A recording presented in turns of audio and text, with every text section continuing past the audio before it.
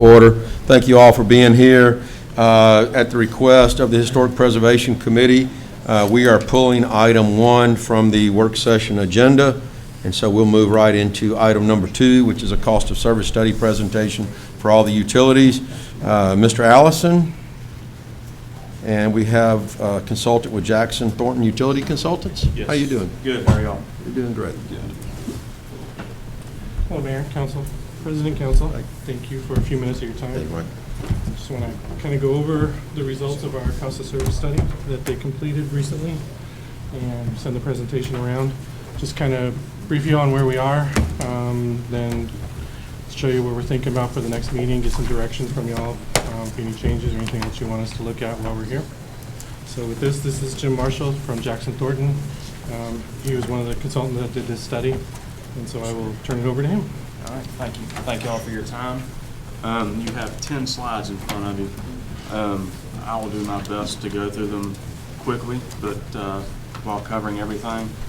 We boiled down this information into 10 slides. So we spent the better part of 2 days working with staff, and as Mike said here, to present the results. To that end, just on really slide 2, page 2 of your handout, typical objectives of a study: why do utilities go through this process? We work with over 100 utilities across the Southeast. Stability of revenue, sufficient revenue, number one goal. That's making sure that each utility has the money it needs to operate the way y'all see fit for it to operate. Balancing that with fairness and equity. As a multi-system utility, you don't want your water customers subsidizing sewer, electric subsidizing gas, and so on. And then within each system, you don't want ideally you don't have your industrial customers on the electric side subsidizing the residential front. So it's everybody needs to pay their fair share, nothing more, nothing less. Keeping in mind that this is a not-for-profit service, that doesn't mean it's cheap. It's capital intensive. So let's make sure that we can manage your rates and get y'all where you need to be. Balancing that with number 3, which is affordability. That's becoming a bigger and bigger topic across the country. Is operations and maintenance expenses continue to increase. You have per capita usage typically going down. Gotta get the money in the best way possible, which I'm a big fan of simple rates. Let staff explain it to your customers and let customers be able to calculate it themselves. And then ultimately, defensibility. Everything we do adheres to industry standards, and that's what this document is. This is justification for why your rates are what they are. Moving on to page 3. And I will say, if y'all have questions, comments, concerns, don't feel the need to hold them to the end. Please just let me know, and I'll do what I can to address any concerns that y'all have. A quick overview of the process. First is for each system, and each system on its own, in its own little silo, if you will, and we'll look at the numbers here in detail on the next page, but how much money does a system need to operate? Again, water standing on its own, sewer standing on its own, etc. And from there, once we've established that target, develop the revenue requirements by rate class. So you have residential, you have commercial, industrial, and so on the electric. There is some fluidity, I'll say, between your utilities, this individual systems, as to the level of detail or the number of rate classes you have. But a very basic example of a cost of service allocation, in reading an electric meter, it doesn't matter if you consume 200 kilowatt hours or 2,000, it still costs the same to read that meter. So that's very much a fixed expense. So if 90% of your customers are residential, they're going to carry 90% of that meter reading expense. The larger industrial customers, the more power they're buying from you, the more y'all are having to buy from AMEA. So we're going to send them a larger portion of the power bill. Just again, trying to pass along expenses to your customers as they're causing y'all to incur those costs. Again, it's just trying to get everybody on a level playing field. And that really is that blend of not only between the customer classes, but what's a fixed expense, meaning customer-driven, static, if you will, or variable. That's where we get into rate design and what potential options are out there for you guys to consider. In step 4, implement rate changes. Just planting a seed today. Outside looking in, it's clear where the needs are, and we'll get to that here towards the end. Slide 4 Going left to right, we have the total system need, then we have electric, gas, water, and wastewater going left to right. And we have it really broken out by expense category, if you will. We have operations and maintenance expense. You can see on the power, the electric system is 3.7 million, gas 2.7, water 2.9, and so on. Then we have the commodity cost, where you're paying the power bill and you're buying your gas as well, being assigned obviously to those two systems. Transfers back to the city, and we're looking at FY 2018, but you can see a total of money going from the utilities to the general fund or to the city of just under 3.2 million. Debt service, we're looking at principal and interest. We look at things on a cash needs basis. How much does each utility, and then the overall utility, how much do y'all need to bring in principal and interest? And then also rate funded capital, given y'all's capital needs in the next, we're looking at a 5-year window. And I will say all data was provided by staff, by management. We have a 5-year projected capital work plan, about 7.6 million, or just 7.56 million, with 2.6 going to electric, 1.4 or 1.3 to gas, and so on. So we have a total revenue requirement to fully fund the operations of the city with a combination of, again, both principal and interest on the debt, as well as your rate funded capital plan based off really what the plans are, what y'all need to do over the next multi-year period. And that number is a good bit bigger than depreciation, which typically can be used as a placeholder there. Jim, Yes. am I getting ahead of you? I want to look at that line on other revenue, and I'll just pick on electric for a moment. You have other revenues of almost $346,000. Right. Can you tell me where that's coming from?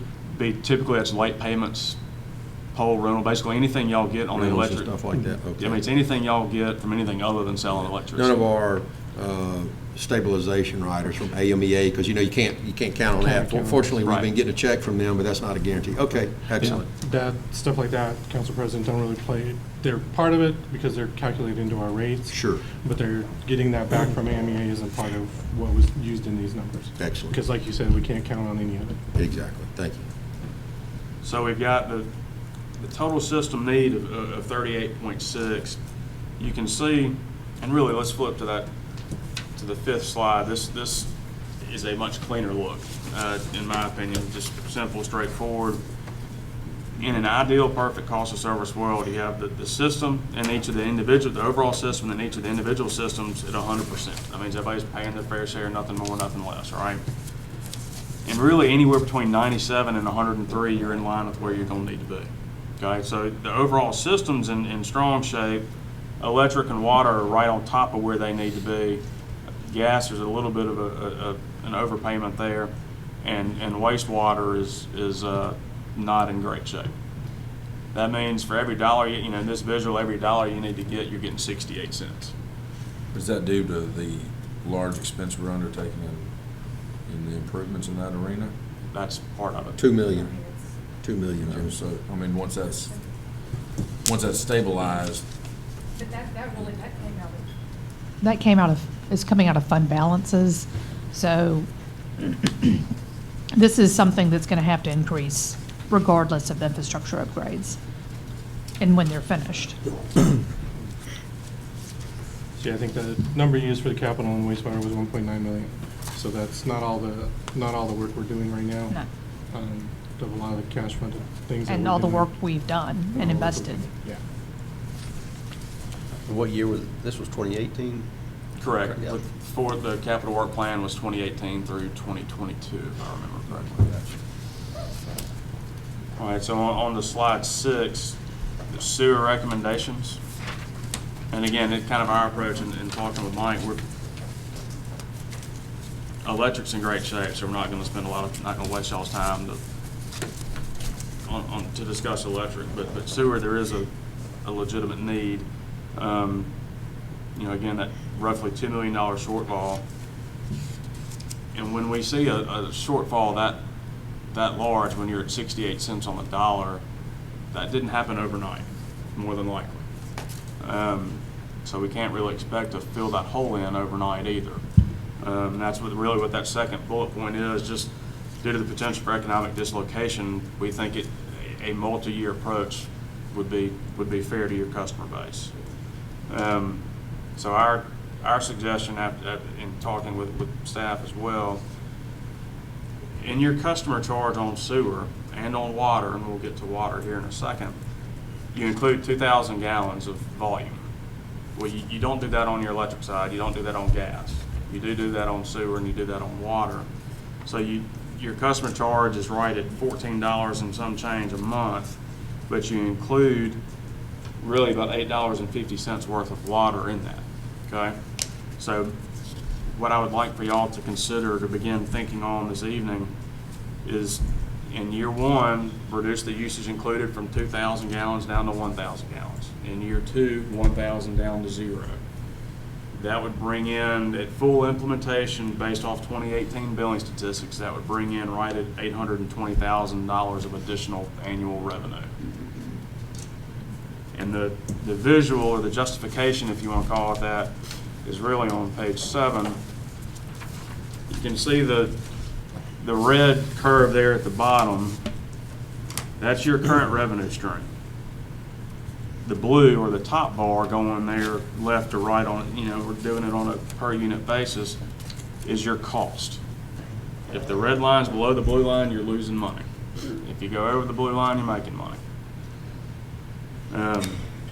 As you can see, the result of the study is it cost y'all, and this is looking at the inside city rate class sewer, and that rate class alone, it cost you $14.76 a month to have a inside the city limit customer on your sewer system before y'all collect the first 1,000 gallons from them. And then a cost of $6.13 for every 1,000 gallons that you collect and treat from them. Well, y'all are, so if you think about it, it's costing a 1,000 gallon customer cost you almost $21. That $14.76 plus the $6.13, y'all are collecting $14.32. So you're in the hole right out of the gate, and at a cost of $6.13 and a revenue offset on the volumetric rate of $4.24, you never catch up. Y'all are losing money across the board based off the revenue requirement as it's been established. On slide 8, or page 8, these are the data points that drive that curve, but your average usage on a monthly basis is right at 5,500 gallons. We have a 5,000 gallon customer bolded there right in the middle. It's costing you $45.41 to treat or collect and treat 5,000 gallons a month. Y'all are currently, What's that cost? say that again? Say that again. Cost is how much Your for cost that? is $45.41. Okay, go ahead. And your current rate brings in revenue of $27.04. That's your average customer in that rate class.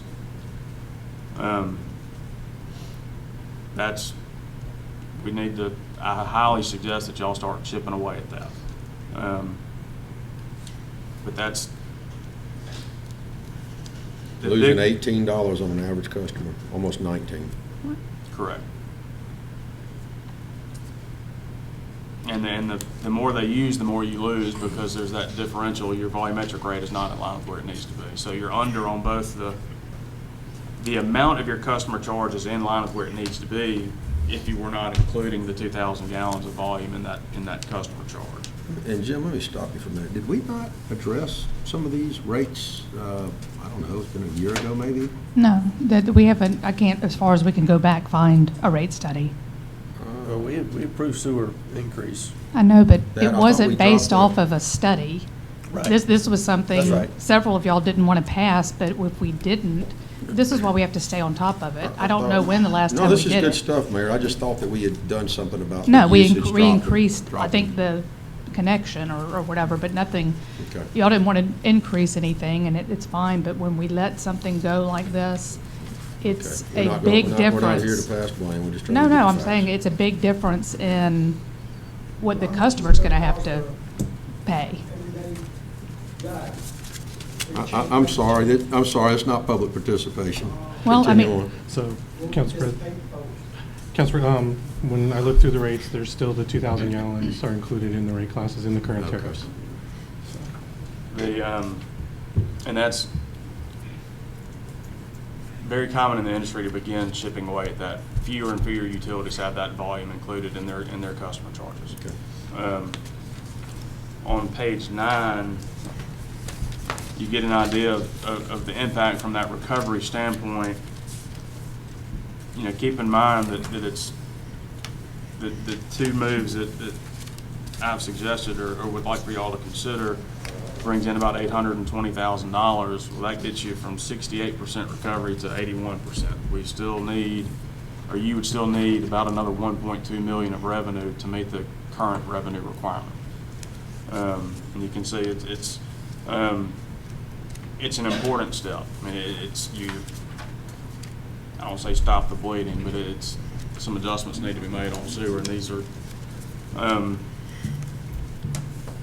we've had a good amount of success with across the South and getting these rate adjustments in place. From a overall rate methodology standpoint, and I'm on slide 10 now, and consistency within each of the 4 utility systems, I would also like you guys to consider implementing a revenue neutral adjustment on water, because water includes 2,000 gallons in its minimum bill as well. Go ahead and chip that down in a similar fashion as I've mentioned on sewer. But in doing that, you also bring down your volumetric rate, so that the rate, it's not an increase or it's not an adjustment to bring in any additional revenue. It would be revenue neutral to the system because water is in good shape. I mean, it's right at 101% recovery, so it's in line with where it needs to be. So there's not a need right now for additional revenue. And It's just more fair, a yeah, fair well, way of. it from an administrative standpoint, having water and sewer need to G-haul, right? I mean, from a billing software standpoint. But there's not the need for additional revenue right now Right. on water. So this would be, you know, with each step, going from 2,000 down to 1,000, you could reduce the usage or reduce the volumetric rate by 35 cents per 1,000 gallons. And that would be no additional revenue to the utility. But it's, from a rate methodology standpoint, it's a cleaner approach. Just want the variable expenses to match up with the variable revenue rather than. Right. And really just trying to be, again, you're not including any commodity in electric or gas. So just Probably make it don't need to do it with water. and even sewer. across the board. Yeah. So just conceptually have the same approach across the board. Looking at your slide 7 and kind of asking the question that Mr. Smith asked, are we looking at approximately, or a proposed projected increase of about $4, a little over $4 a month per customer? Yes, it'd be 2,000, assuming you use 2,000 gallons or more, your bill would go up $4.24 in year 1, and then again in year 2. So total increase of $848 Over the first 2 years? Correct. And then level out? You still have $1.2 million to make up. That's the thing is, when you don't look at this on a regular basis, it's just like impact fees and our garbage pickup. You know, it's hard to go back and do incremental so our citizens don't feel like they're having a significant increase.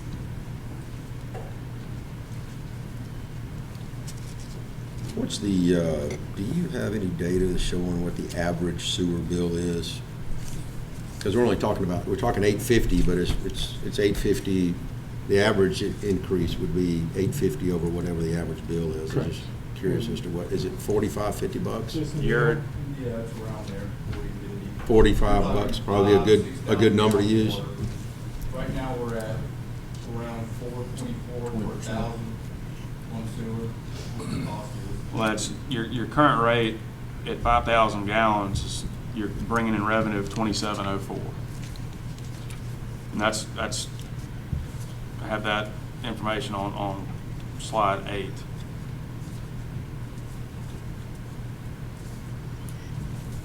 So in year 1, the 1,000 gallon customer's not impacted because it's 2,000 down to 1. Year 2, they would be impacted. And this is, the information on page 7 and page 8 is reflective of the full implementation, so both steps.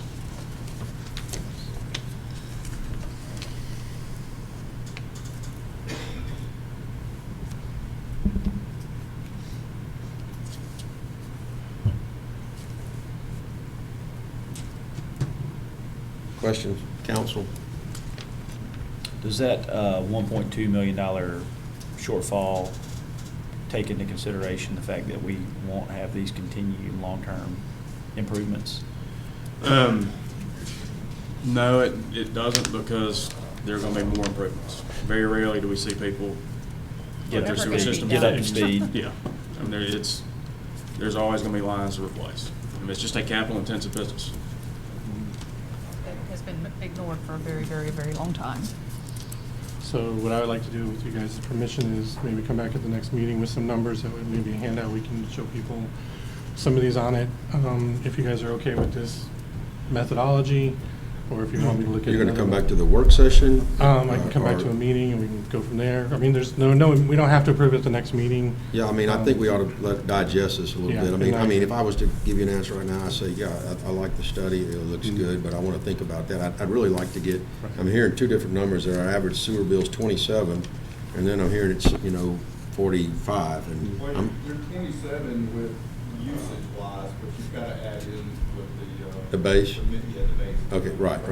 So what I'm trying to figure out basically was just very simply what the increase is. If it's 850 over the 45, it's roughly a 17% increase, and if it's over the, the 27, then it's obviously a 30% increase. So that's what I was just trying to figure, although sometimes percentages tell you a lot, sometimes they don't, if it's been artificially low, but it's still a hard pill to swallow if you throw a 30% increase on somebody And over I 2 agree, and years. that's why- Doesn't look good.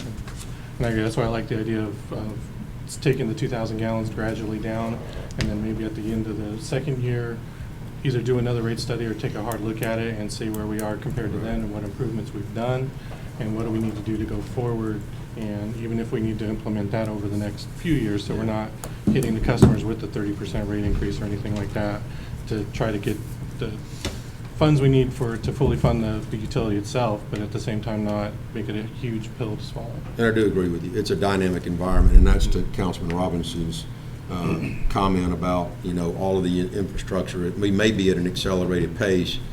We do understand that that's ongoing, but if we're at an accelerated pace, the study may look different in 2 or 3 years. That's the That's best why way you to say it. you do it, I mean, we don't wait And 10 plus years. I just manually calculated that a 5,000 gallon sewer bill is $27.04. And that's with the base? Yes, the base is 14, that includes 2,000 gallons, so you collect revenue on 3 units, 3 times 4 is 12, so That's I mean, our 2704. average. Yeah. And the cost is $45. I mean, that's why, I mean, this step, even if y'all do slow down on capital improvements, You're still behind. you're still way, I mean, if y'all cut that in half, you're still not there, all right? So, I mean, you're getting 68 cents on the dollar. Well, even slowing down on capital improvements, you'll eventually start having to get funds set up to work on these over a period of time, as opposed to waiting 20 years and have to redo a whole new system at exorbitant cost, as opposed to just maintain it as we go through the years. Right. So even if you got all the, for instance, in the sewer, you put all the lines in, reestablish over another period of time all the lift stations, which are pretty much all of it. You still got to, over the years, keep these stations up and this type of thing, which we have not been doing because of the money factor. So that's a constant. That's going to Right. start being a constant. Well, then I guess a question to ask, and it has to be asked, is that, what would you do if you wanted to bring yourself up to 100% fully funded? I mean, I think has to be an option that's looked at, or, this is still falling pretty short. You said that's bringing us up to 80%. Right. No, that's just because Do you do it incrementally until you get to 100%? Would you probably advise something like that, doing it over 4 years maybe? If you did a 4-year plan, then you would get back to, I mean, theoretically, Right. with today's numbers, you'd get back to the 100%. Right. I mean, you wouldn't want to go any longer than 4 years. Right. And that's why I say to the council, it's tough to vote. Let's think about that too. Otherwise, we're going to be right at the same table, or somebody's going to be at this table couple of years going, all right, we're going to have to do another couple of bumps or we're going to continue to be in the hole. We just can't continue to kick it down the. And that's becoming more and more commonplace, is to actively manage rates. Yeah, I think that council, you should also consider whether you want to do a 4-year implementation to get back to 100%. And as something opposed else to I want to 80%. mention that this doesn't include is the fact that we're getting 10 million from restore funds that our ratepayers are not having to pay for. But it's still only going towards completely rehabilitating the system. It's not going to pay for it So in do you, full. Mayor, do you have those numbers included in the No. capital plan, the 5-year plan? Well, I mean, it's included, no, the 10-year, all this is upgrading, the rehabilitation, and that's in addition to, because it's ongoing. It's not like it's ever going to end. I just didn't know if we could deduct 10 million from the, No. $2 It's in million addition, per in other year. words, it would be way more if we didn't get those funds. Okay. So just so I'm kind of on the same page as y'all, you want me to look at the proposal from our consultants, the 2 years up to 80%, and then we can also run some numbers in 4 years up to 100%. I think so. And What do y'all think, bring it council? back to y'all. Yeah. Okay. Any questions for myself or Mr. Marshall? Well, I guess another question I had was, Mm-hmm. that you recommended no changes to electric or gas at this time? Correct. Okay. Questions anymore? Okay. All right. Well, thank you. Thank you. Appreciate it. Thank y'all. Thanks, Joe. Thank you. And Mike, if you would like, you could start feeding data to the clerk to disseminate to the council members.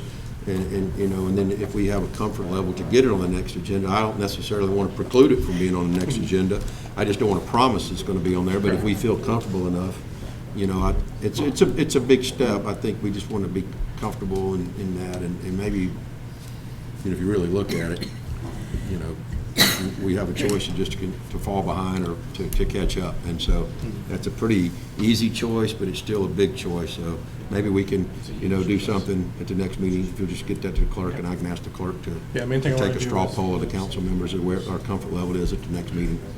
Yeah, we wanted to show you where we were right Sure. now and then kind of get this feedback so I knew which way to Well, spend with some every day that resources we on. fall, behind by 32%, we fall behind by 32%. So, Thank you. yeah. Thank y'all. Thank Thank you. Thank you. All right. Thank you, Mayor, for that. Very good. Okay, committee updates. Councilman Conyers?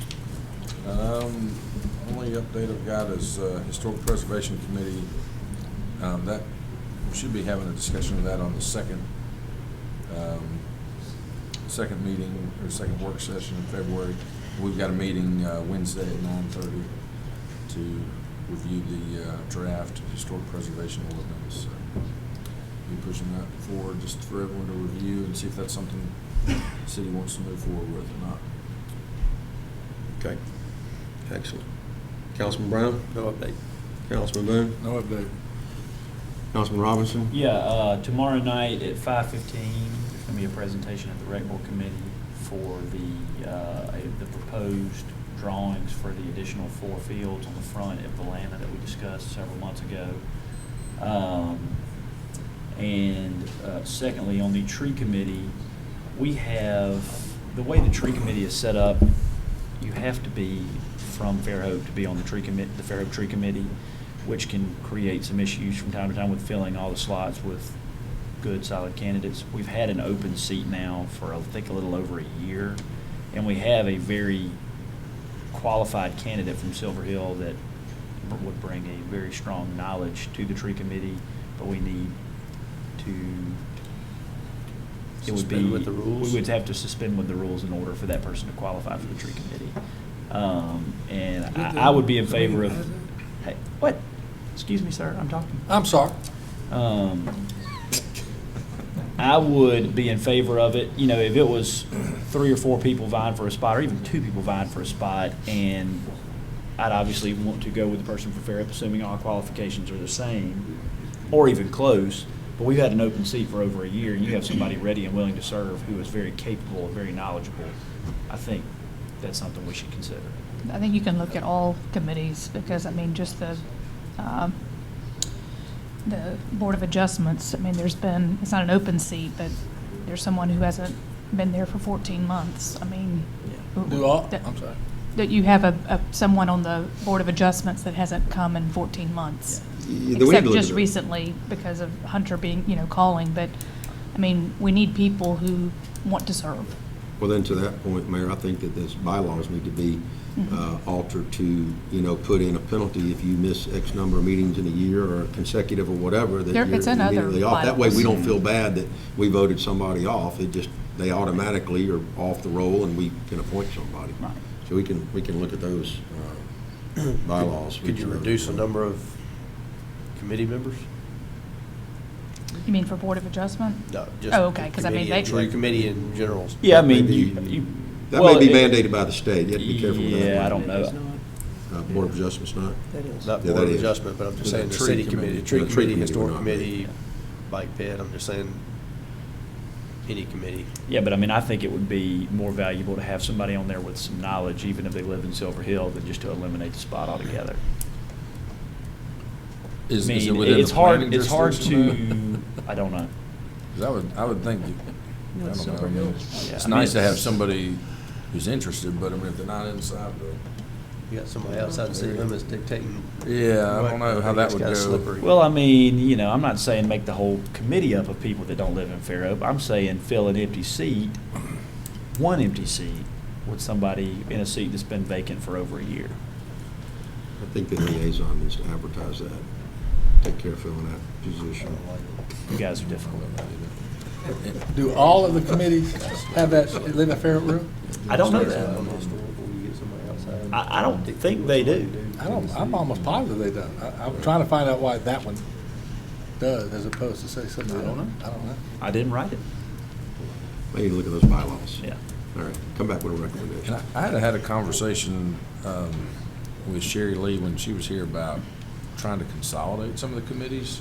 And we sent a recap. And she had, well, I was gonna say, what she had provided was a proposal to kind of restructure how the committees were set up and really have them mirror the different department heads. So you would have a public works committee, and then that might have 4 subcommittees. Right, I sent that to you. Okay. But, yeah. So that's something we could consider. My idea was I felt like we had several committees that were sort of overlapping and were having hard times occasionally having a quorum, and it seemed like, well, to me, they were a natural fit to kind of consolidate. I don't know that the people on the committees would have necessarily felt that way, but some The of them were fairly recycling committee similar. only has one member right now. I mean, environmental and recycling are I kind know, of that's what I'm similar to saying, me. that and, Tree yeah. committee, Tree. I mean, they're kind of, there's certainly some overlap. Tree committee brings a very specialized level of knowledge. Well, I know, I mean, so maybe there's something to be said for looking at lining Would you them up. like But some of them don't meet that often either. So, I mean, you've got, Yeah, the tree committee meets once a quarter. right. So it's different. Depending on how much leeway I have to, I nominate Jimmy to chair the Any new committee committees will be, restructure. Jimmy will be the liaison to those.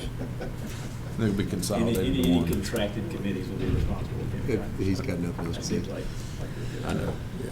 He spends all the time at the beach. All right, anything else? Jay? That's it. Okay, I got some news from the Airport Authority just mid-afternoon today that you recall several years ago, we had the Air Race Classic that ended their cross-country flight in Fairhope at the airport, and that was an all-women's air race. They do a cross-country flight, and it's made up of multiple pilots on each team. Well, we've landed that again, except we're going to be the starting point this year in 2024. So the teams will come in, 3 to 4 days ahead of their departure. I don't know where the terminus is of this race yet, but it's better to have the start of the race than it is to have the end of the race because of all the preparations. Once they land, they stick around maybe a day or two, but we'll have them, a lot of teams here. I think there are about 120 teams, support personnel. So you might have 500 or 600 people here for 3 or 4 days prior to the Air Race Classic. So that's good. That's good press for the city. It's a pretty big deal for women in aviation. So 2024. I look forward to that. So that's the news from the Airport Authority. I don't have any more news. Actually, we talked about Industrial Development Board. They met maybe a week ago, and there were a couple of recommendations made just to preserve some M1 zoning. People were looking to rezone a couple of parcels, and they had made a recommendation, one over on Nichols Avenue. It's right in the heart of our M1 there.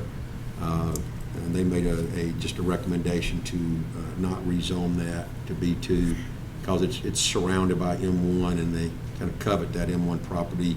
And then also there was a suggestion made to some M1 property near the airport to potentially rezone that residential, and there was a recommendation to not allow that to be rezoned residential. So I agreed with both of those decisions, and I thought it was good that they took some action on that. I believe that even staff would agree with probably both of those recommendations. I see some nodding going on out there. So we did have staff there giving some input to that Industrial Development Board.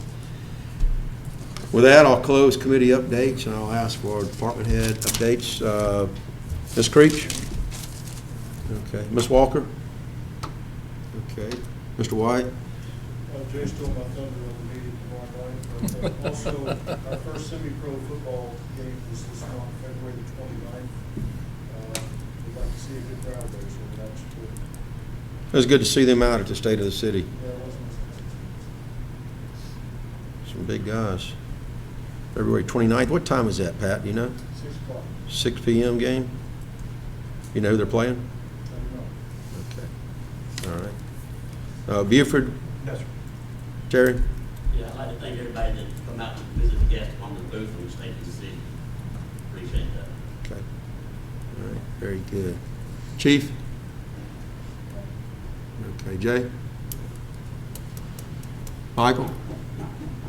Just have one thing, just kind of an update and something for the next agenda, with y'all's permission. So we've got our first request for a renewable energy on a house, a solar system on a house. I've been working a little bit with the city attorney, and Marcus, correct me if I misstate any of this.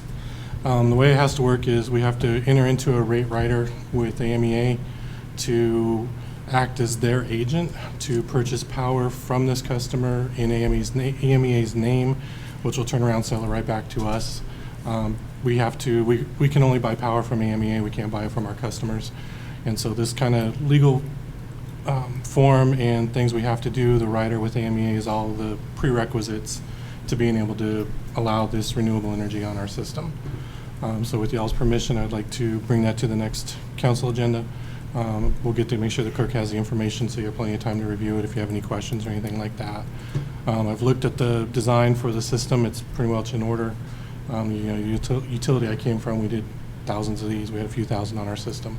And the AMEA's standards is actually pretty good as far as what they'll allow. They only allow 60 kilowatts of residential on any one circuit, so it's really low. So the impact to our circuits as far as imbalance or anything like that are going to be pretty negligible. Okay. And the systems are all what's called non-islanding, so if there's an outage, they'll shut down, they won't backfeed, which protects our linemen. And then we're going to require disconnects as well, so that gives them another place where they can go visually open the circuit. So, but we want to make sure everything, Marcus is okay with all the documents we have, and then bring that rate rider to y'all at the next meeting if you guys are okay with that. All right. Excellent. Okay. Thanks. Thank you. Thank you. Hunter?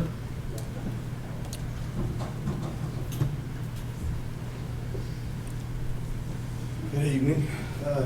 Just a quick conversation. If I had more time, this has actually come up in the last couple of days. I probably would have put it on the work session, but just to kind of put it on your radar, we're getting a lot of questions about building height, and I know we've kind of had this discussion in the CBD, and I think there's been some amendments over the last couple of years. And if we can take CBD as an example, I think that was brought up to 40-foot height limit for buildings, and my understanding is that's the upper height, so we can get away from the parapet wall discussion, and where, then an elevator shaft, it kind of keeps creeping. I might be wrong on that assumption, but that's kind of my assumption that was an upper cap. We also have height limits in other districts, residential, most of the residential 30 and 145. We have a mixed-use height, an option that I think any of our business districts will allow up to 35 feet. Some of our overlays, like medical overlay, will allow 35 feet. And there is no other guidance within our current code to address extras. So parapet walls, chimneys. Now, building code has something about a chimney, and that's addressed. But within our zoning code, right now, by its omission, I'm interpreting that as if 35 foot's the height limit, that's it. But there's a lot of questions on that. So I don't know if we need to address, we have some roof equipment. And when you start looking at the architectural details, we acknowledge that 3 stories is allowed in mixed use. But when you start looking at what people are wanting at 30-foot or 10-foot ceilings, then it's kind of creeping up. And we also, where you start the measurement from, it's an average natural elevation. So that can kind of take a couple of feet off. So if there's any guidance you have now, I'm willing to accept it. But if we need to talk about this further in the next, I think we just need to be clear on what we're doing and how we're doing, because it's been handled on a case-by-case basis, I think, in the past, and just being clear on what we're doing, it would help tremendously. So my thought in the CBD is 40 feet to the highest structure. Elevator shaft shouldn't exceed 40 feet. Parapet wall shouldn't exceed 40 feet. Elevator shaft was at the exclusion, but maybe that's part of the. That was the misinterpretation. I don't think it was Right. misinterpreted, it's just what included in the. And to be clear, nothing is included. I mean, Right. we I mean, it just have needs to a be more height defined. limit. There's kind of 2 ways to do this. There's a height limit, everything stays below it, or you need a separate section of the code that talks about parapet walls and screening above the height limit for any of these zoning Yeah, I think, districts. so go ahead, Jimmy. I think that he was trying to give you his feedback. So, when we brought this forth and changed the limit, I can just tell you, my interpretation was nothing above 40 feet. And I meant, not the elevator shaft, not the wall, not anything. That may have been interpreted and written differently into the ordinance. So if we need to add language to the ordinance to make that the hard and fast, I would say 40 feet for the CBD, 35 for mixed use, 30 and I think anything above that is either disqualified or it has to go to the Board of Adjustments. And Yeah. that's the process. Yeah, and I currently. think, just like anything else we do, when we're creating an ordinance or creating a rule of some kind, we want it to be 2 things. We want it to be simple and we want it to be uniform. And so whatever we do, we want it to be able to be applied fairly and evenly across the board. So maybe something that requires the least amount of interpretation from the person who is enforcing whatever the ordinance is. And so if that means 35, no matter what, 40 across the board, whatever it is, and so that you don't get in a position where you're saying, I'm not quite sure how this applies. If it says 40 and nothing else, then it's 40 and nothing else. If it's 35 and nothing else, and I don't know enough about building to know the nuances to what might fall into those other categories and what's normal and what's not. But I would say simple, straightforward, as little interpretation as possible so that everybody is on the same page when they're applying and when we're enforcing it. And I appreciate that from, if we have some consistency in each district.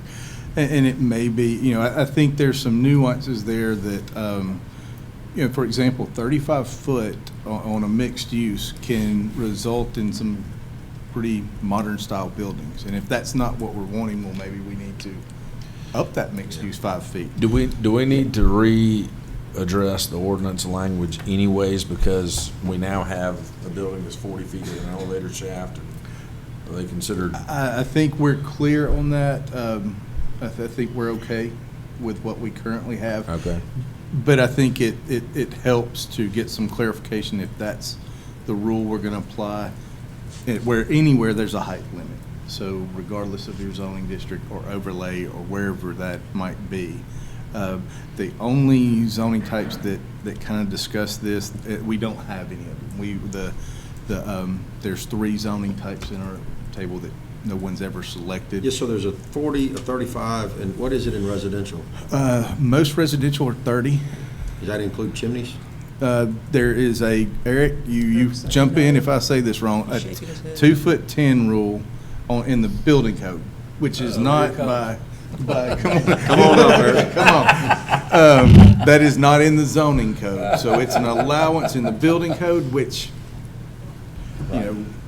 There's a couple of things. In the residential, the issue where it's coming up is where you have buildings with a flat roof, because the measurement is to the flat roof. If you have a pitched roof, by the definition of the building code, the height is measured to the midline between the eave and the ridge. So technically, you can have a building over 35 feet from the ground to the top of the roof. By that definition, you pick up height by using a pitched roof, which could possibly encourage people to do that in other areas, because if you're trying to get 10-foot ceilings and then you're framing, you're 18 inches for your framing, if you want those things, if you put an actual pitched roof on it, you'll pick up a little bit of room to build in. What you can't do, and what's causing the issue, is where you've got a flat roof and then you're putting a party area or a terrace on the top. That's what kicked it in on this other one, because if you have a rooftop area like that, you have to have a fully enclosed fire exit coming down off of that space. And that's what happened on the other one. Around it and everything They else. were, and the railing. Well, and this is, there's a couple other ones that. Right. So, but on the 2 and 10 rule, what he's talking about is there is a building code requirement that the discharge of a chimney has to be 2 feet higher than the nearest burnable or combustible surface within 10 feet. So a lot of times, if you've got a real steep roof, that means that chimney is way high. If you've got more of a shallow roof pitch, then it's not quite as high. But that's a building code requirement on the height of a discharge of a chimney. And it's all predicated on what is the roof pitch. So that's an easy one to Yeah. handle in zoning code. We just kind of say. Chimney should be Chimney excluded. should match. Yeah. What building code is in the zoning code. So we don't, that Eric's perfectly suited to handle Yeah, that. and if you put a rooftop terrace on, then you do have railing requirements that you've got to have. You got to have guardrails, but you've also got to have, if it's over, I think it's 300 or 400 square feet, you have to have a fully enclosed fire stair, which is 6'8" door plus the framing for that door coming down. So you're really essentially an 8-foot structure on top of So that the roof. strict interpretation of that ordinance would mean you could not do that if you have a flat roof Either of that 40 or, feet. You go 30 or you can go, 32. or you can go 2 stories. Yeah. The problem you're running into is when they're trying to do essentially 3 stories and then a rooftop terrace. Right. You can fit 2 stories in a rooftop Well, it's a terrace matter of in opinion clearly. Whether or not it's a problem. Some people may think Right. it's not a problem. Right, I understand. It's just a matter of trying, and I understand owners trying to get as much usable space in their property as possible. But that's what's happening, is they're doing 3 stories and then a rooftop terrace. Then we've got the fire exit on top of that. If you do it in 2 stories, you can fit it all probably pretty easily in 40 feet. Or in mixed use, just Right. trying to get 3 units and then cover roof equipment with parapet walls. Then your chimney's even got to go higher than that, so. But in this city that we live in, what I want to remind everybody is that the cost of real estate is exorbitantly high, and the developer wants to be able to get a return on their investment so that they can, whether it's a rooftop, terrace, whatever it is, I mean, there's just, the ground is so expensive now. The only way that a lot of times you can recover that is to go up. So just so you understand though, with the. And then it probably drops it up further. Right. Then. Well, then they can get 45, and then, oh, we're only Yeah, 3 feet yeah. away from getting 4 Yeah, stories. price in. of So land goes where- up where because you is can the- do that, and then it just. Right. We just Right. changed this, 3 years ago? Not Wasn't even. even that long. Yeah, Two, maybe. 2 years. Now we're looking. 2, and then immediately we had. Well, Well, two and scenarios that Hey, were- that's why I was laughing. I mean, you're in a business of interpretation. Yeah, and that's what I'm saying. I mean, and you can't create any ordinance where everyone reads it Right. and interprets it the Right. same. And what we use, and what I do is, the expectation is any reasonable person that reads it would interpret it this way. You can always find somebody that'll say, no, I read it as this. Right. But if the majority of people who are good intentioned read it, this is what they're going to come away with. We have some very talented designers in town that love to, that are very good at finding things and kind of trying to see just how much they can get with what they have to work with, and that's their job. They do They're that with taking care of rates, their too. customers, so. Well, and I do think there are a couple of architects that might want to have this discussion and maybe illustrate some of the impacts that we might have. And, you know, and I think we're settled in on CBD. Maybe. Maybe some of the other, maybe not. Yeah. But I'll try to put something together. Maybe we What I was can going have to a ask you to do discussion. is if you could put it in writing and maybe, you know, here's what it says, you know, here's, you know, the basic interpretations, the 2 or 3, or it could be 1 in some cases, but 2 or 3, you know, and then council can say, you know, what is your interpretation? And I think we might have to do just a council work session on this. One day, come have it like an hour meeting to really hone in on this and find out, let them look at the issues, come back, formulate an opinion, and then articulate it, and, you know, and see what the majority of the council thinks should be done, if anything. Yeah, and it may be helpful to have some pictures or explanation of some examples where it does matter and make a difference between 35 and 40 in a certain area where it doesn't, you know, that might be hard for us to understand, those of us who aren't builders and don't see this on a daily basis. Well, Jay, what we'll do is we'll have building officials there, we'll have planners, we'll have maybe a couple of architects that can come join us. We went through this 6 or 7 years ago as well, and we came back with some recommendations on the height. And I think we suggested a few changes, and I think that those suggestions were actually defeated, so it never was a change. And then fast forward another 3 or 4 years, and there were some changes that were made. So times change and things evolve, and, you know, you start hearing things like rooftop terraces, which, you know, I kind of like that idea myself, but that's my thought. The I other like it council too, may but they not do it, like that. do it So on 2 stories. then do you make it too simple? You know, can you just stick with that strict interpretation, or do you need to say, well, you're allowed 6 foot 8 inches for this, or 4 foot for safety features? Sometimes you can't always simplify it, but you can get it in writing and get it as defined as possible. See, the other thing that comes into play, and we haven't had a major case yet, but if you're in a flood zone, you have a required elevation above the ground you have to be. Well, the way our current ordinance reads, the height is measured from the grade to the roof. Well, if you've got 6 feet elevation because of a FEMA flood requirement, you've lost 6 feet already. I would suggest something as the building height starts at the base flood elevation required by FEMA. That would be a starting point, because you have to go that high at a minimum by law. And Something to that extent. The counter argument to that is the neighbor that can build, you know, right up to the property line in some, say, well, now I'm not 35, now you're 41. Yeah, that's what scares me. You know, about and that. that's the counter argument. There's always a pro and con to everything we do. I think in the debating. flood, though, I mean, some of that is new, No. you know, so. And the other thing, in the You flood gotta change zones- things as you go. Yes, ma'am. Typically in the flood zones, those houses are elevated anyway.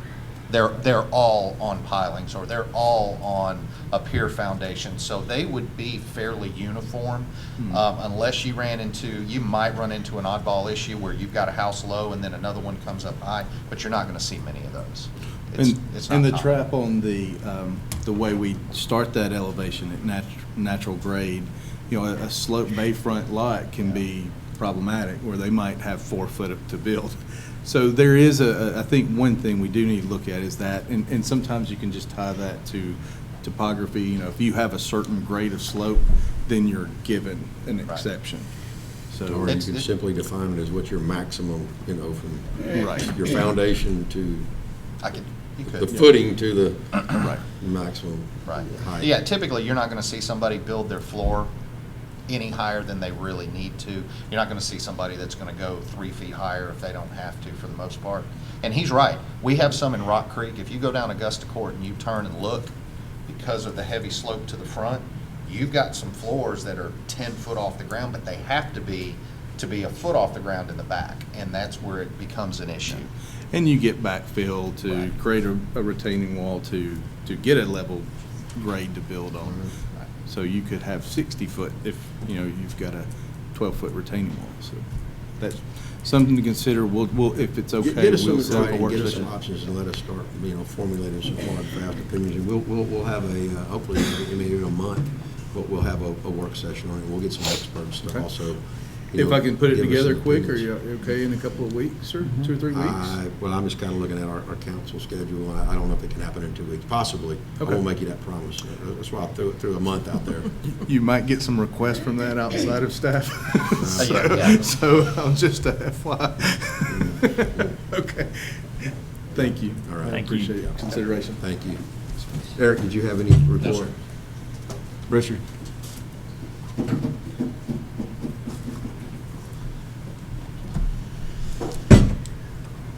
Thank you, Council President. Council, just a couple of updates. I'm really kind of proud to announce this. As you know, y'all generously budgeted for a safety coordinator to serve the citywide.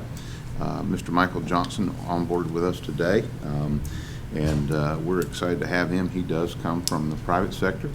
He's a retiree of the United States Army, and for the last multiple years he's worked for a major utility company in the private sector, Urban Cable, that installs services throughout the Southeast, and he's been their safety manager.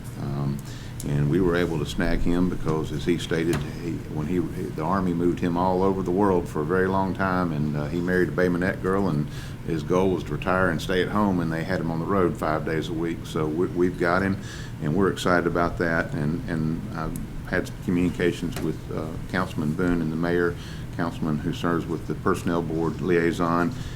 I do recommend that the safety coordinator be kind of a liaison to the safety, to the personnel board. As you know, there's been a lot of drafting and collection of policies for safety. His job number one, beyond getting to observe all of our operational schemes of the city, is to start bringing that together and working with the personnel board to bring forth to you a cohesive and comprehensive safety policy for us to include as basically an appendix to our personnel handbook. So we're excited. He just comes with a great amount of experience and skill sets, and we're looking for good things there. Other thing on Public Works mind, as you know, Mardi Gras starts for us this Saturday, so we're ramping up for that. The smartphone says the weather outlook for Saturday is good. It looks dry and partly sunny, so we're excited about that. As you know, the Mystic Mutts is followed by the KOER parade rolls on Saturday, and we will have the streets prepared and ready for that carnival event. Probably the most thing I wanted to kind of give you an update, and I know we are pending at a time in the immediate future to sit down and talk about sanitation holistically. We recently participated in kind of a in-depth meeting with the county, and there were representatives from the city of Daphne and the city of Foley there to talk about recycling.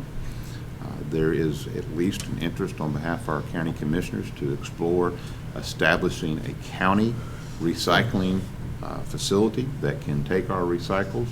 And I think what the genesis of that conversation is that all of Daphne, Fairhope, Foley, and the county are sending a lot of recycling along with money to ECUA over in Cantonment, Florida.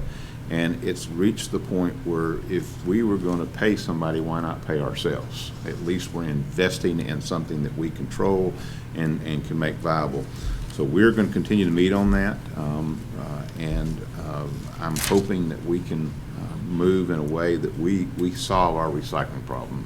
And you know, ultimately, I think what the outlook or the goal would be is that we get all of our communities in Baldwin County that do recycling or have recycling components to come together in a cooperative manner, and that you know, when that day comes that the market starts improving for recyclable commodities, is it's cooperative, meaning that if at the end of the year you know, Fairhope's tonnage represents 22% of the recycling volume that goes to that center, and there was money made, then we would get 22% of that back to us as being part of that cooperative. If at the end of the year there was a cost to operate, we would bear that 22% cost. But the key thing is their general belief if we can do it for cheaper than what we're spending now, meaning that the goal is to get something that is sustainable, but also is that we control the economics on. So as we're starting to work up kind of a business model and a proposal, and the biggest emphasis is the county has been approached by ADM that, hey, if you can pull this together, we're in for a significant grant to help establish the facility and everything else. So they are applying for a grant. We are probably going to come forth, and I've drafted a resolution of support to look at possibly the next council meeting as part of that grant application they're doing, and especially Baldwin County Solid Waste feels if they can land a $500,000 grant over a 2-year period of time to get the facility up and running, that gets those real heavy hard costs handled up front, and then we have to handle the operational side of it as a cooperative. But I think it's a positive step in the right direction. It is very nebulous right now. It is conceptual, but I think it's we got to quit being at the mercy of a third party that we don't have any control or any buy-in with, and that's where we are right now. And so I'd rather would be part of a self-directed cooperative than a third party who says, okay, this month this is what it's going to cost you. So that's a positive, and I'm going to keep you up to date, and I'll probably have some on Lisa's desk on Wednesday, some draft resolution of support for at least engaging in and discussing and supporting a cooperative concept and the application of the county for an 8M grant to help cover some of those upfront costs. That's all. And Richard, will you brief the council really quickly on the implementation of the LED lights at the crosswalks? Yes. As you may or may not observe, the actual physical crosswalks are in, and I told Councilman Burrell this morning, horticulture plans to move in and take care of the flower beds, so they'll look like they've always been there starting tomorrow. TAPCO is here on scene. They're going to start work tomorrow installing. Just so you know, the LED light heads are actually round directional pucks that are core drilled and epoxied into the asphalt that's along the leading edge of the crosswalk, and then they're wired via a loop wire, and they install it just like you do for a loop on a signal. They're going to saw cut, place the wire in it, connect all of the lights, and then backfill with epoxy, and then that will go into the controller box so that when you approach the bollard there's a push button to use. It has a sign to use crosswalk push button, and what that does is on both approach lanes, including the shared center lane, that those LEDs repeat across. And the neat thing about them that was attractive to us is they are designed that really only the person in the automobile who's approaching it sees it. So if you're standing perpendicular to it on the sidewalk, you're not going to see a big strobing light or anything like that. It is directional at the oncoming traffic. So what that allows if there's a view block, such as a big vehicle parked in the parallel parking, and the person, it alerts the driver that someone is intending to use the crosswalk. The other thing that was very important, as you know, delivery trucks tend to use that center lane for all those restaurants and businesses. So think about this: if a car is coming and there's a delivery truck and somebody's using a crosswalk with any type of signal protection, they're not going to be seen until they step out from behind that truck, and that may be too late. So the good news is that light's going to tell that approaching driver, even if there is a tractor trailer truck in the center lane, that someone is using the crosswalk and to take caution and drive accordingly. So it's pretty, I'm looking forward to them because they actually use a round core drill. They'll just core in, pull the puck of asphalt out, the light fixture goes in it, it's epoxied in. And it has a cap on top of it with an inset screw, so if the bulb has to be changed, you just unscrew it, take the top off, put the new bulb in. And you know, our goal here is, just so you know, is we've done a lot of spying on this contractor because we wanted to learn that can we reproduce this ourselves. So that's part of our thing. This is kind of a classroom. I spent some time with George Ladd and some of his key people, and we've talked about, if we want to recreate this in other areas, can we do it ourselves? At least the pavers and the concrete work, yes. It would be a nighttime operation so that when the nighttime shift ended, there would be either metal plates over it, and you'd never know we were there, and come back the next night till we're finished. The nice thing about the TAPCO company, if you buy the system, it comes with the people to guide you through the installation. So we think that if we're pleased with this, and we think this is something we want to continue to replicate, it may just be one a year or whatever, that we can do that work in-house, because we just wanted to see it done and learn from what they did, and we're excited about that. So. Thank you. Quick question, That's great. How do you resurface with the pump lights and asphalt? Literally, what you would do is you would remove the units, mill, okay, and basically take a piece of PVC or whatever to hold that space, resurface, and then pull the piece of PVC out and just re-put back in, saw cut and epoxy. So it's no different than on a traffic loop on a signal is and usually in the case of the traffic loop, you just mill it right out, put the new pavement in, cut the new pattern, put a new loop in, and move on. It's faster that way. So it'd be the same way. And especially with the modern milling equipment, they have the milling heads that fit the skid steer. They make leave everything in place and just mill around it and handwork all that. You know, that would be a paving contractor determine the best way to do that. So, all right. Thank y'all. Thank you. All right, let's move into the agenda meeting quickly. Pretty short agenda.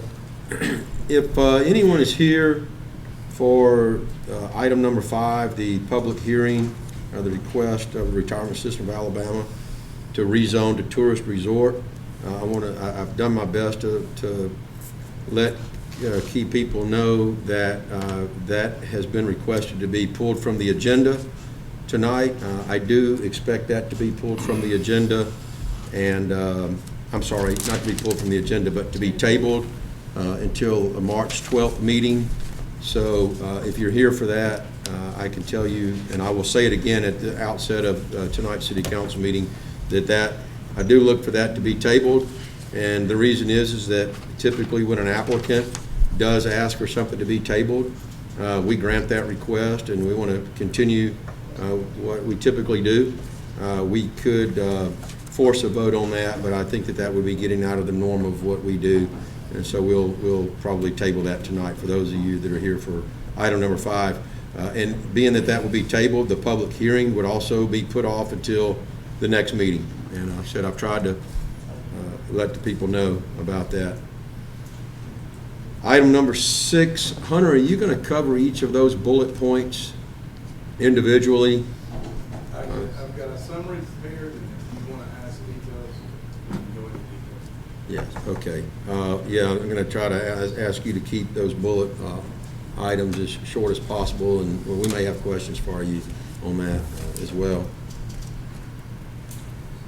On item 7, I will cover that. If you look back in your book or on your computer at the information, you'll see an ordinance that was passed in 2006 establishing a rate for an eleemosynary, can't even say the word, that is a tongue twister.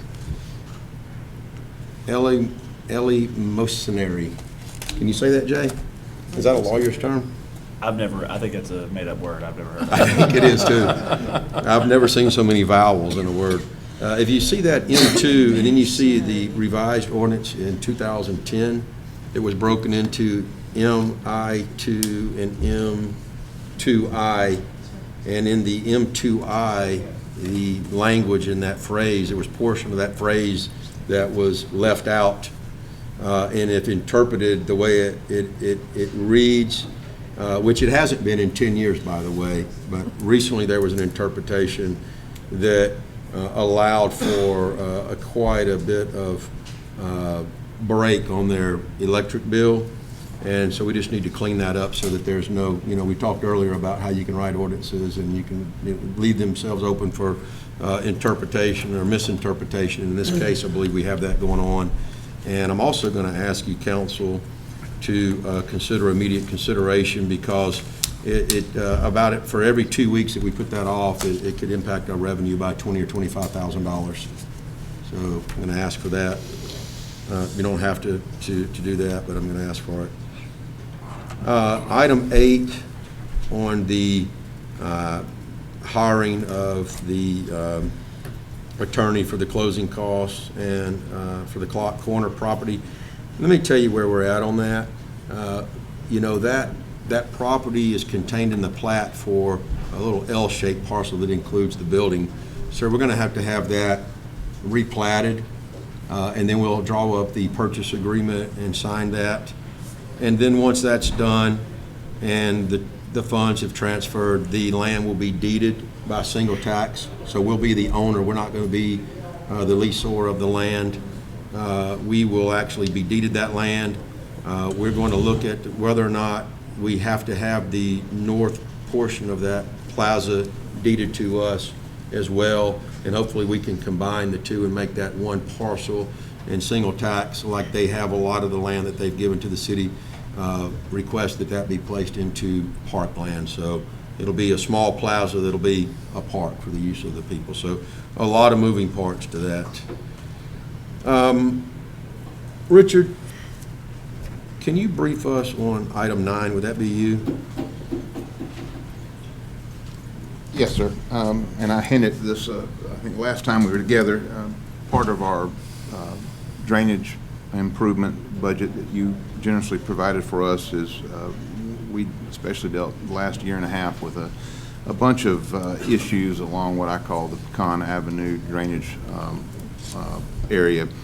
And one, we this last couple of days when we had 8 inches of rain in about 24 hours, we heard from our constituents there that are suffering those problems.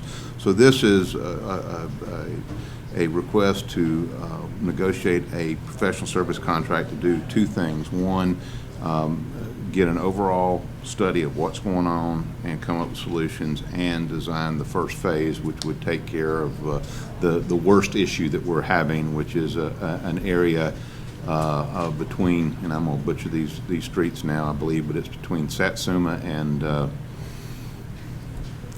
That's okay. It's where the rise is. Yes, yes, where it first, yes. Where the water is just sheeting over the road. And exactly, and it's, well, as you know, just not to get too much into nerd fest here, is there's a point where all that drainage gets between the mid-block of Pier and the road, the next road to the south, and the problem is that redevelopment has caused some issues there, but we have an unopened right-of-way that's available for us to capture that water and get it into the system that goes down to the bay. And I think we can solve those problems and also kind of have a multi-year plan to continue to address some smaller ones farther upstream in it. So this is what that is. excellent. Item number 10, is that you as well, Richard? The well abandonment? Is that Yes, you, sir, that's Jay? utilities. Jay, you want to come brief us on that real quick? Just take a couple of minutes, you'll save us a couple of minutes in the meeting. So this well that we're talking about is the iron well, because it has iron bacteria in it. We've always called it the iron well. It's right behind the fire station across from Thomas Hospital. It's just some cleanup work. We've already abandoned one, if you remember, back in November.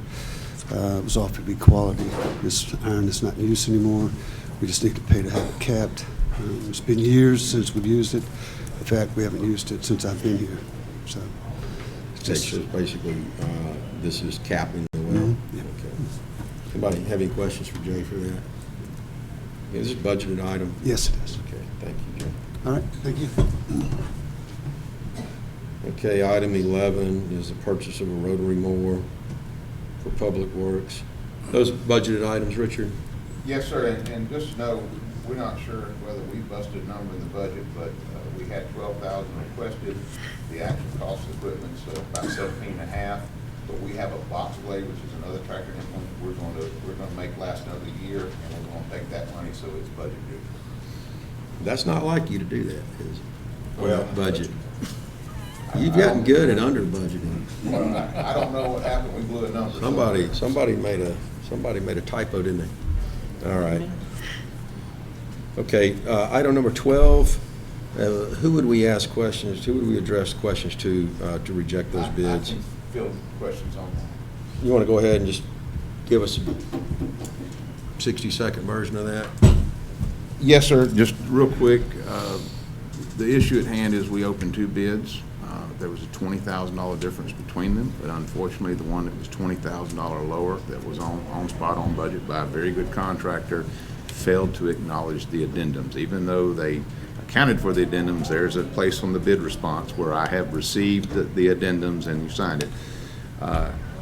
And just frankly, I can't recommend that we spend $20,000 more for something just because of the paperwork error on behalf of a bidder. So we want to reject it and put it back out. All right, very good.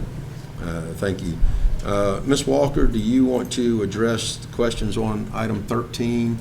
Why don't you come up? I'll say just briefly, Kevin and I and Jessica attended a recent meeting with the downtown merchants, and it looks like the location managers have done a pretty good job of making the merchants happy. They've reduced it to 2 Sundays and 1 Friday where they'll be closing streets and sidewalks, and we've been told that they'll only close for maybe 10 minutes out of the hour throughout the day, and that traffic will be able to pass. That's both automobile traffic and also pedestrian traffic. And also they assured us that you would be able to park in the CBD. So in other words, if they're not filming, you can come in, you can, park your car on the street. There won't be trucks parked parallel taking up all the diagonal parking. Now, there were some very good questions in that meeting, and I believe that there were only, there were actually some voices of support for this, and also Jessica is going to find a way to maybe make this an attraction for people to come out and say, okay, come watch the filming of a movie, which I think was a great idea. There was only maybe 1 or 2 people at most that had some concerns, and I know Councilman Boone left telling the location manager, you've got to make this merchant happy. And I think that they were working on that, and I really think that they've got a good plan in place. And Jessica, do you want to add to that? Yes. So one other thing that we did, because we do know that our businesses are incredibly important to us. So one thing that we want to make sure that we do is while they are filming and there is disturbance to that pedestrian traffic and vehicular traffic on a Friday, it's going to be a busy day, I will be on site to liaison between the businesses and the film crew, because we know that there may be an issue. We don't want the businesses to be put out more than they have to be. So I'll be on site for that. Also, we are talking about putting together a campaign. Fairhope is open for business. Come watch this movie be made. It'll be more creative than that. I'm sure it'll be glossier than that, but it's Monday night. So we're excited about it if it actually goes through, but I do feel like we answered a lot of the questions. There were a lot of questions and a lot of misconceptions, and so I think that they did clear those up for us. And Brandon will also be here later in case you have any further questions for him. Okay. All right. Great. Jessica, you did a really good job on this. I mean, it was not easy to get there. I mean, you're right. It was. It was very fun. It's been a fun year so far. Fun. Thank you. Thank you. Item 24, I can address any questions to that. 24. I'm sorry, 14. Yeah, we're like, we know. I knew we didn't have 20. I said 24, and I thought, wow. Well, you guys didn't see the additions to the agenda? Yeah, they're at my house. Boy, that was a snafu. Item 14 is asking for an endorsement of the MPO's action, which was the adoption of a resolution that's shown in your package as well, and also a scope of work which reduces the cost of the Mobile Bay Bridge and Expressway by about $900 million. I think the mayor's in agreement with this.